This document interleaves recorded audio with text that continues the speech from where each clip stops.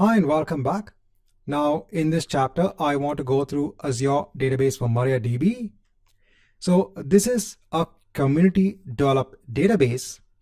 So when MySQL was acquired by Oracle in 2009, what happens is that the developers of MySQL, they want to make a copy and make sure that it was developed again open source as another database name of MariaDB.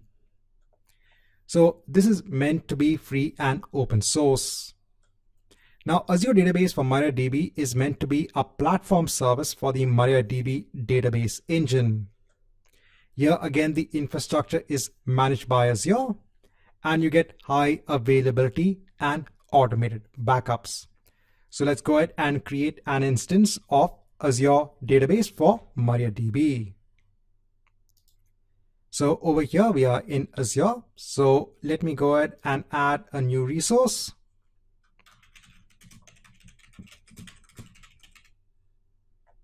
So I'm searching for Azure Database for MariaDB. Let me go ahead and hit on create. Let me go ahead and choose the resource group.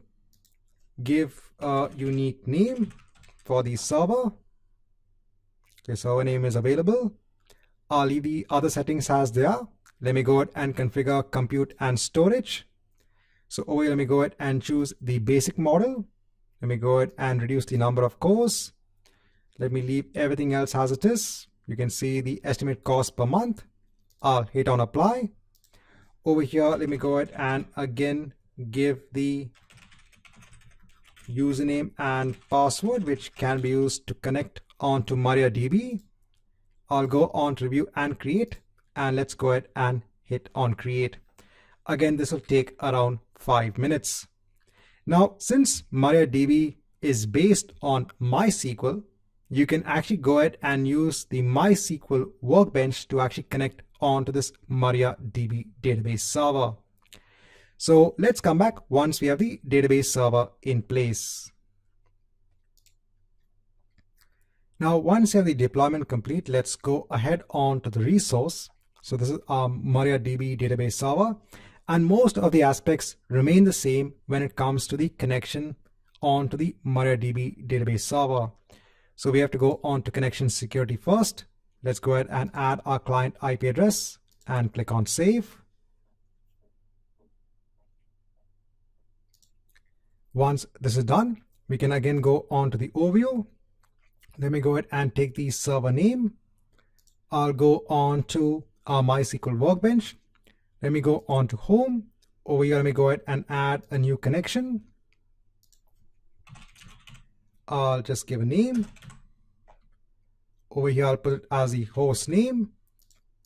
So in terms of the username, let me go ahead and enter the username and password. I'll hit on OK. So again, my mistake in terms of the username. Let's go ahead and take the username from here. Come back over here. Place it as a username. Let's test the connection. You can save the password in the vault. Hit on OK. So that's fine. Even though it's saying it's an incompatible server version, that's fine. So I'll hit on OK. I'll hit on OK over here. Again, let me just go ahead and click on this connection. That's MariaDB. So it'll establish a connection onto the MariaDB database server.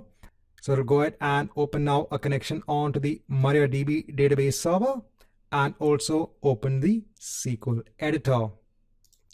And again, we can go ahead and use all of these same commands that was used when it came to MySQL. So again, going ahead and creating a new database over here. Using the database, creating a new table,